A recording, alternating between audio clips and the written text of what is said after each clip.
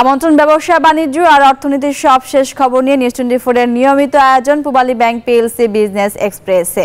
VAT ও customs কর্মকর্তাদের হয়রানি ও দুর্নীতির কারণে অর্থনীতি ক্ষতিগ্রস্ত হচ্ছে বলে অভিযোগ করেছেন ব্যবসায়ীরা।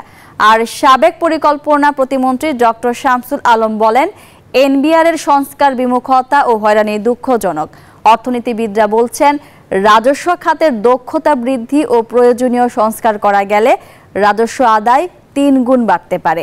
রোববার রাজধানীর কারণ বাজারে institute of chartered accounts of Bangladesh ICAB আয়োজিত প্রাক বাজেট আলোচনায় এসব বিষয় উঠে আসে। মোট দেশজ উৎপাদন বা জিডিপির অনুপাতে বাংলাদেশে কর আদায়ের হার এখনো 8%-এর কম, যা দক্ষিণ এশিয়ার দেশগুলোর মধ্যে সর্বনিম্ন। অর্থনীতিবিদরা বলছেন, রাজস্ব বোর্ডের অদক্ষতা এবং কর ব্যবস্থাপনার দুর্বলতার কারণে কাঙ্ক্ষিত মাত্রায় বাড়ছে না আয়। তাদের মতে, কর ব্যবস্থার সংস্কার করা গেলে রাজস্ব আদায় বাড়ানো সম্ভব কয়েক গুণ। অ্যাডমিনিস্ট্রেশন ইজ দ্য কি। আলটিমেটলি আমাদের যে ট্যাক্স রেট আছে, আমরা হিসাব করে রিসার্চ করে দেখেছি যে ট্যাক্স এফিসিয়েন্সি ইজ 1/3, অর্থাৎ আরো 3 গুণ ট্যাক্স কালেকশন হতে পারে from the same tax rate যদি আমাদের ট্যাক্স অ্যাডমিনিস্ট্রেশনটা এফিশিয়েন্ট হয়। ব্যবসায়ীরা বলছেন, করের আওতা না বাড়িয়ে নিয়মিত করদাতাদের উপর বেশি চাপ দিচ্ছে রাজস্ব বোর্ড। শুধু তাই নয়, কর কর্মকর্তাদের হয়রানি ও স্বেচ্ছাচারিতার কারণে ব্যবসা করা কঠিন হয়ে পড়েছে বলে অভিযোগ তাদের। যে আমার এই ফর্মটা লাগবে, এই আইনটা হয়েছে, ব্যবসায়ীদেরকে এটা আপনারা অবহিত করেন। তো আমরা বিকেনি বিজিনি, আমি বিকেনি প্রেসিডেন্ট, আমি 36 বছর এই সেক্টরে, আপনার মূসক 6.4 কি কেন লাগবে এইটা আমি নিজে জানি না, তো আমার লোকজন জানবে কোথেকে? তো এই যে এই অত্যাচারে আমাদের লোকজন অতিষ্ঠ। তাহলে ভ্যাট এবং কাস্টম ডিপার্টমেন্ট দ্বারা আমরা ক্ষতিগ্রস্ত হচ্ছি, দেশ ক্ষতিগ্রস্ত হচ্ছে, ব্যবসায়ীরা ক্ষতিগ্রস্ত হচ্ছে। ট্যাক্স কালেক্টররা যারা আছেন তারা কিন্তু কষ্ট করে কালেক্ট করতে হয় না। TDS এর মাধ্যমে কিন্তু অনেক কিছু হয়ে যায়, পোর্ট অফ এন্ট্রিতে অনেক কিছুই অটোমেটিক্যালি হয়ে যায়। সেখানে এফেক্টিভ ট্যাক্স যদিও আমরা বলছি 27.5% বাইরে, কিন্তু এফেক্টিভ ট্যাক্স কিন্তু আবেদ ভাই যেটা বললেন সেখানে কিন্তু অনেক বেশি হয়ে যায়, because it is on the turnover. হয়রানি বন্ধে এনবিআর এর সংস্কার জরুরি বলে মনে করেন সাবেক পরিকল্পনা প্রতিমন্ত্রী। তবে তার মতে, অটোমেশন ও সংস্কারে খুব একটা আগ্রহী নয় এনবিআর। এনবিআরকে বা IRD-কে, ইন্টারনাল রিসোর্স ডিভিশনকে আমরা কিন্তু পরিবর্তন ঘটাইতে পারলাম না। হ্যাঁ, মধ্যে সমস্যা আছে, কিন্তু তারা কিন্তু এটা বলবো আমি সংস্কার বিমুখতার পরিচয় কিন্তু দিয়েছেন। আসছে বাজেটে কর্পোরেট কর হার কমানো এবং চাল, ডাল, তেল, চিনির মতো নিত্য প্রয়োজনীয় পণ্যে কর আরোপ না করার পরামর্শ দেন ডক্টর শামসুল আলম। চলে যেতাম। হোসেন শাহাদাত, নিউজ 24, ঢাকা। বাংলাদেশ ব্যাংকের সাথে বৈঠক করেছে আন্তর্জাতিক মুদ্রা তহবিল IMF। রোববার সকালে সংস্থাটির 4 সদস্যের একটি প্রতিনিধি দল কেন্দ্রীয় ব্যাংকে পৌঁছায়।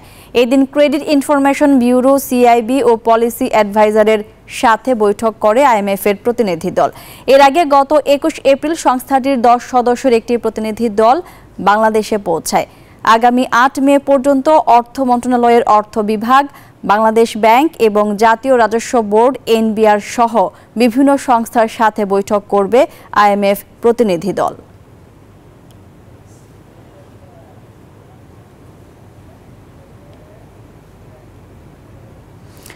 পতনের বৃত্ত থেকে বেরিয়ে এসেছে পুঁজিবাজার। সপ্তাহের প্রথম কর্মদিবসে দেশের 2 পুঁজিবাজারে উত্থান হয়েছে, বেড়েছে শেয়ার লেনদেনের পরিমাণও। রোববার ঢাকা স্টক এক্সচেঞ্জের প্রধান সূচক DSEX 97.36 পয়েন্ট বেড়ে 5,615 পয়েন্টে স্থির হয়েছে। পাশাপাশি বেড়েছে অপর 2 সূচকও। দিনভর এক্সচেঞ্জটিতে 613 কোটি 95 লাখ টাকার শেয়ার ও ইউনিট হাতবদল হয়েছে, যা আগের কর্মদিবসের তুলনায় 102 কোটি টাকা বেশি। এদিন লেনদেনে অংশ নেওয়া কোম্পানিগুলোর মধ্যে 300টির শেয়ারের দাম বেড়েছে, কমেছে 52টির।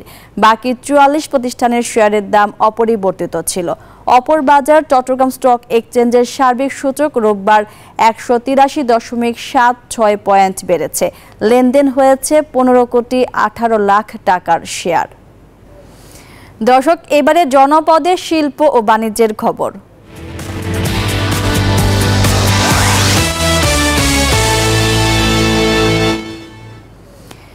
দেশীয় আধুনিক পদ্ধতিতে পেঁয়াজ সংরক্ষণের মডেল মাচা ঘর ব্যবহার শুরু করেছেন কৃষকরা।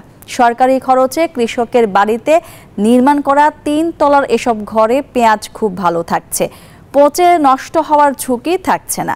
দেশে পেঁয়াজ চাষ বেশি হয় এমন এলাকায় 1 লাখ মাচা ঘর নির্মাণ করা গেলে বিপুল পরিমাণ পেঁয়াজ নষ্ট হওয়ার হাত থেকে রক্ষা করা সম্ভব হবে, আর তা দিয়েই মেটানো যাবে দেশের চাহিদা, থাকবে না পেঁয়াজ বাজারের অস্থিরতাও।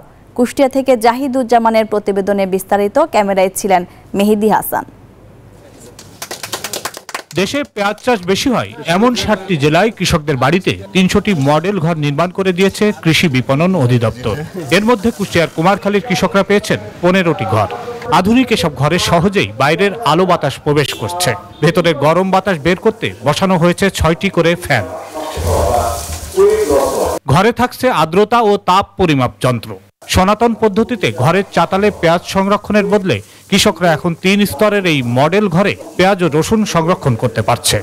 আমরা এই ঘরে রাখার এসেতে আমি 1-1.5 মাসে যেটা অবজার্ভ করছি, তাতে দেখছি যে পেঁয়াজ হয়তো শেষ পর্যন্ত যায় 4% নষ্ট হবে কিনা সন্দেহ আছে।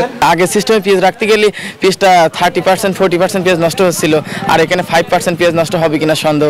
এইবার যেভাবে রাখছি এতে আমার পেঁয়াজটা কম নষ্ট হবে এবং আমি প্রায় লাখ 3 টাকা লাভবান হব।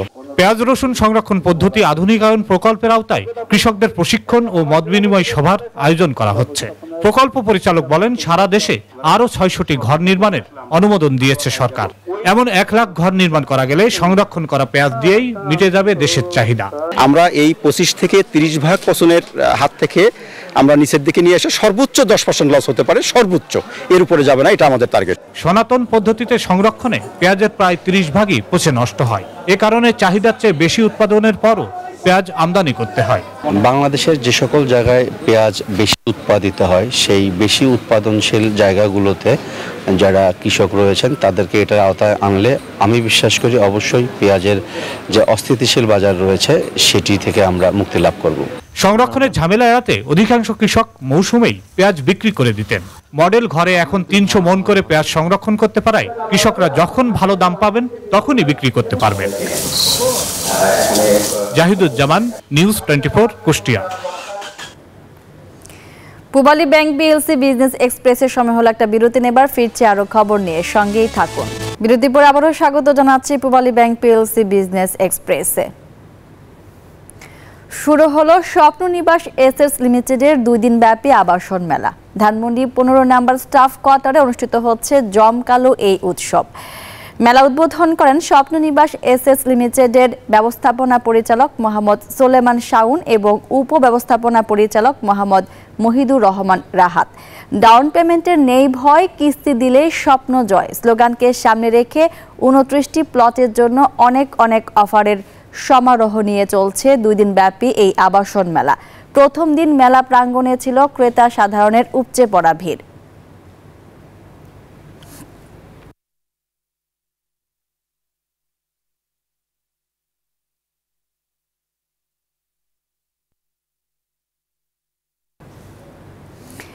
ইলেকট্রিক অ্যান্ড ইলেকট্রনিক্স পণ্য প্রস্তুতকারক খাতে গ্রিন ফ্যাক্টরি অ্যাওয়ার্ড 2023 পেয়েছে ওয়ালটন হাইটেক ইন্ডাস্ট্রিজ পিএলসি।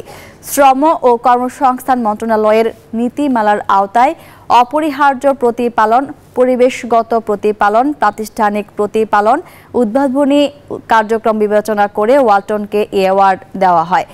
রোববার রাজধানীর বঙ্গবন্ধু আন্তর্জাতিক সম্মেলন কেন্দ্রে আয়োজিত এক অনুষ্ঠানে ওয়ালটনকে গ্রিন ফ্যাক্টরি অ্যাওয়ার্ড 2023 প্রদান করা হয়। অনুষ্ঠানে জাতীয় সংসদের স্পিকার ডক্টর শিরিন শারমিন চৌধুরীর কাছ থেকে পুরস্কারটি গ্রহণ করেন ওয়ালটন হাইটেক ইন্ডাস্ট্রিজ পিএলসির additional managing director Eva Rizwana Nilu. এ সময় তার সঙ্গে উপস্থিত ছিলেন ওয়ালটনের senior executive director Sharif Harunur Rashid Sony.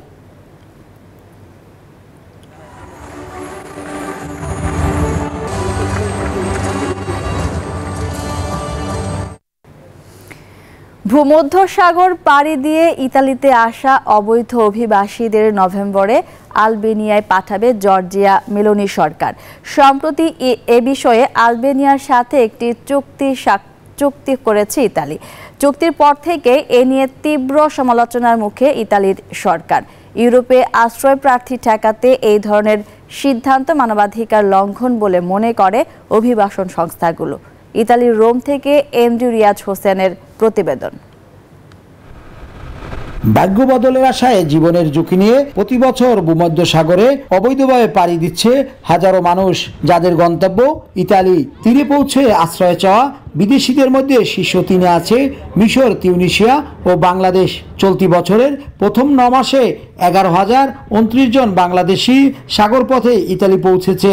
জাতিসংঘের শরণার্থী বিষয়ক সংস্থার সম্প্রতি প্রকাশিত এক প্রতিবেদনে এসব তথ্য তুলে ধরা হয়েছে।